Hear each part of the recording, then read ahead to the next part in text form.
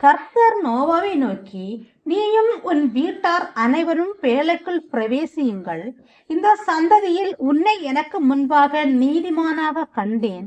பூமியின் மீதெங்கும் வித்தை உயிரோடே காக்கும் பொருட்டு நீ சுத்தமான சகல மிருகங்களிலும் ஆணும் பெண்ணுமாக எவ்வேழு ஜோடும், சுத்தமல்லாத மிருகங்களில் ஆணும் பெண்ணுமாக ஒவ்வொரு ஜோடும், ஆகாயத்து பறவைகளிலும் சேவலும் பேணுமாக எவ்வேழு ஜோடும் உன்னிடத்தில் சேர்த்துக்கொள்.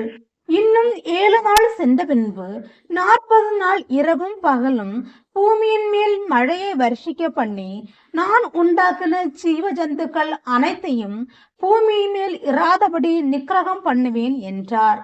நோவா தனக்கு கர்த்தர் கட்டளையிட்டபடியெல்லாம் செய்தான். ஜலப்பிரளயம் பூமியின் மேல் உண்டான போது நோவா 600 வயதாய் இருந்தான். ஜலப்பிரளயத்துக்கு தப்பும்படி நோவாவும் அவருடனே கூட அவன் குமாரரின் மனைவிகளும் பேழைக்குள் பிரவேசித்தார்கள். தேவன் நோவாவுக்கு கட்டளையிட்டபடியே சுத்தமான மிருகங்களிலும் சுத்தமல்லாத மிருகங்களிலும் பூமியின் மேல் ஊறும் பிராணிகள் எல்லாவற்றிலும் ஆணும் பெண்ணுமாக ஜோடு ஜோடாக நோவாவிடத்தில் பேழைக்கு உட்பட்டன. 7 நாள் சென்ற பின்பு பூமியின் மேல் ஜலப்பிரளயம் உண்டாயிற்று. நோவாவுக்கு 600ஆம் வயதாகும் வருஷம் 2ஆம் மாதம் 17ஆம் தேதியாகிய அந்நாளிலே மகா ஆழத்தின் ஊற்று கண்களெல்லாம் பிளந்தன, வானத்தின் மதகுகளும் திறவுண்டன. 40 நாள் இரவும் பகலும் பூமியின் மேல் பெருமழை பெய்தது. அன்றைய தினமே நோவாவும் நோவாவின் குமாரராகிய சேமும் காமும் யாப்பெத்தும் அவர்களுடனே கூட நோவாவின் மனைவியும் அவன் குமாரரின் 3 மனைவிகளும் பேழைக்குள் பிரவேசித்தார்கள்.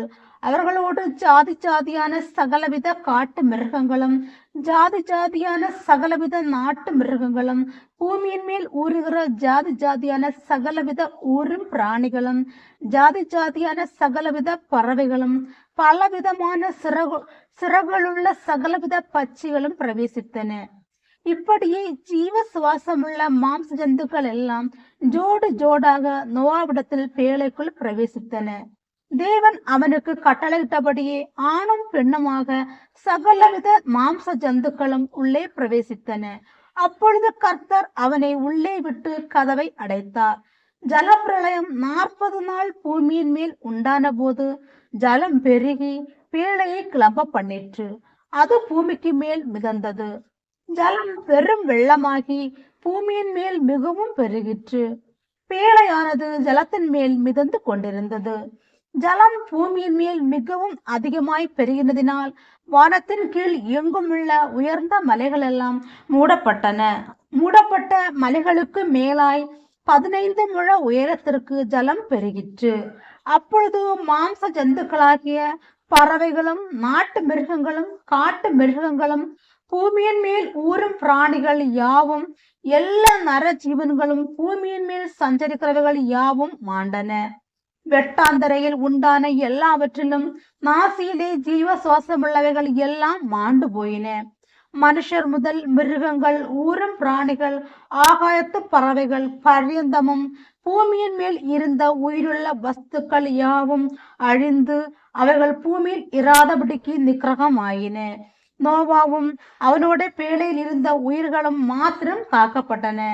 ஜலம் பூமியின் மேல் 150 நாள் மிகவும் பிரவாகித்துக் கொண்டிருந்தது.